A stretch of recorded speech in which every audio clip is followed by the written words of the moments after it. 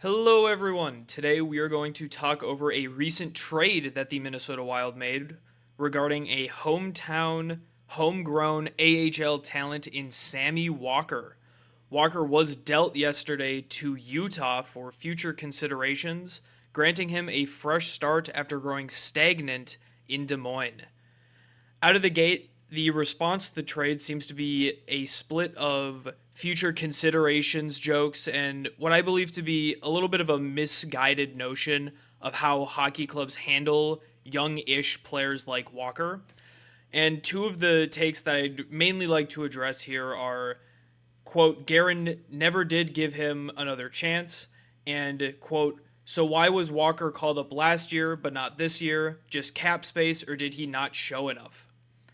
I think these are mainly based on his initial showing in his rookie season and that brief 9 game stint he had with the NHL club, but are the result of ignoring several key factors that have developed in Iowa and in Walker's play over the past few seasons that indicate that it may have been time to move on. So, like I said, Utah did acquire Walker for future considerations, and he was promptly assigned to Tucson in the AHL. In their press release, Utah had this to say about Walker.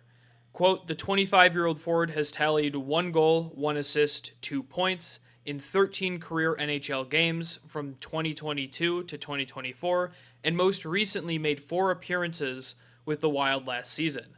The 5'10", 180-pound forward has recorded 43 goals, 61 assists, 104 points, and 70 penalty minutes in 156 career AHL games, all of which came with Iowa.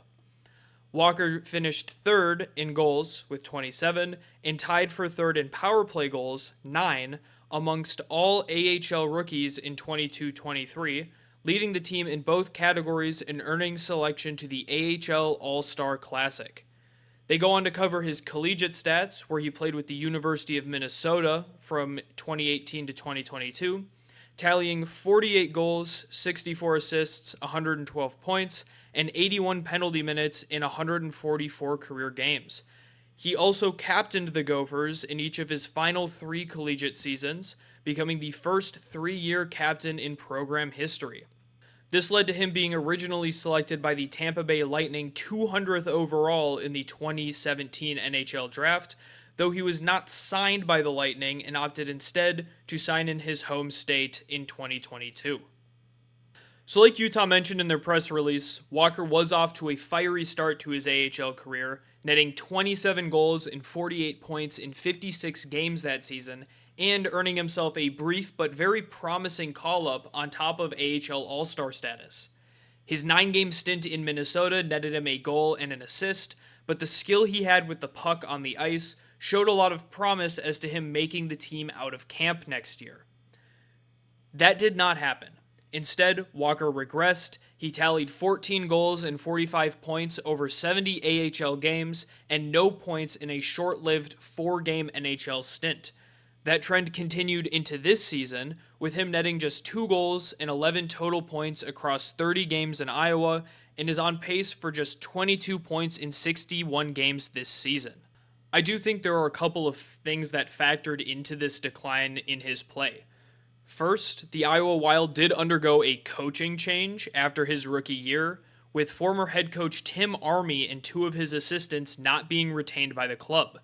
This did boil down to his coaching style not meshing with what GM Bill Guerin wanted out of the NHL team's developmental partner.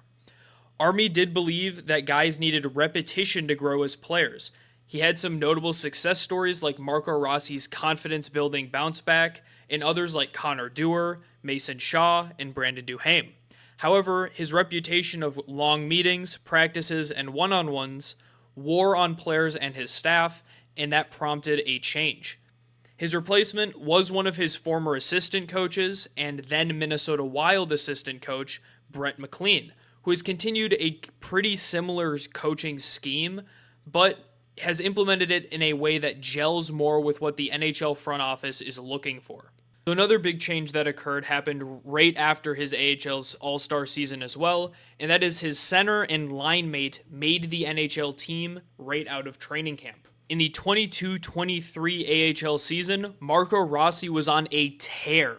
He netted 16 goals and 35 assists for 51 points in 53 games and drove play with his wingers Sammy Walker and Nick Petan. However, when you hop on over to the 23-24 season, you notice that Marco Rossi is no longer there. Consequently, Sammy Walker's production does go down a little bit. However, his line mate Nick Petan's did not.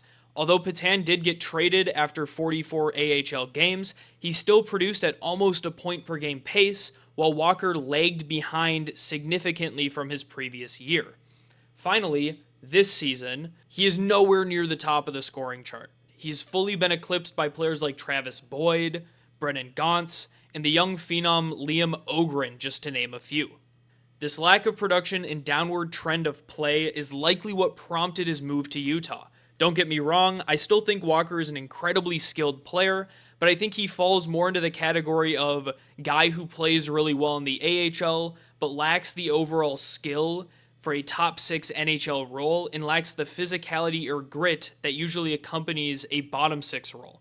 The other thing that played into this trade was likely his age. He's 25, and he's hit the point that, as a prospect, he either should be contending for an NHL role or cementing himself as a good AHL forward to keep around.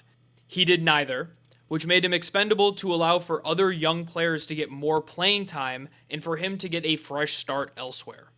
I do think that much of the disconnect in the response to Sammy Walker's trade and his actual play stems from A, the U of M bias that many Minnesota hockey fans have, and B, a lack of understanding of how much his recent play has declined. To put it simply, he just isn't an NHL caliber forward. He hasn't been since that rookie year, and he hasn't done anything in Iowa that would warrant him getting called up to the big club. Overall, I think this is a really good move for Walker. He's clearly struggled under McLean as a coach and with driving play on his own line, and as a pending free agent, I think it was a good move by Guerin to move him to a spot where he can likely better showcase himself as a forward and earn a better contract this summer without Guerin having to eat a different contract coming the other way. At the end of the day, I wish Sammy all the best in Utah, and I hope that he can re-find that game that he had in the 22-23 season. If he does, I think he will turn out to be a pretty solid player, but time is ticking. What are your thoughts on the trade? Do you think that the Wild should have held on to Walker, or do you think that the change of scenery was necessary? Let me know your thoughts down below, and as always, if you enjoyed, please like the video and subscribe. Thank you.